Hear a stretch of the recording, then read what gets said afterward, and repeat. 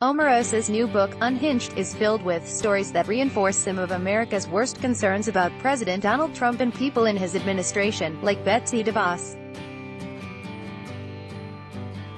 According to Fast Company, Omarosa writes in her new book that the education secretary was one of her biggest rivals, particularly because of how DeVos views black, poor, and minority students.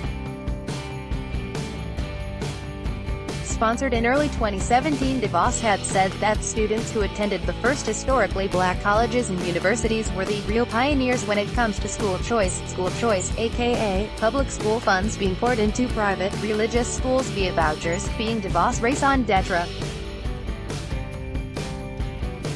No, Secretary DeVos, it was not always a choice to go to black colleges, Manigault Newman says she told DeVos. Black students had to attend black colleges because most PWI, predominantly white institutions, did not accept black students as recently as the 1960s. In May of last year, DeVos gave the commencement address at Bethune-Cookman, Photo, a historically black university. Students protested her and her racist remarks that co-opted the entire history of HBCUs by turning their backs. It was so bad that the school's president threatened to hold back diplomas if the protests did not stop. DeVos, it turns out, never got the message.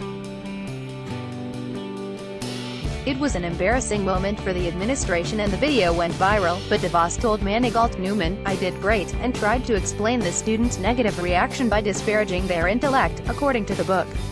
Fast Company reports.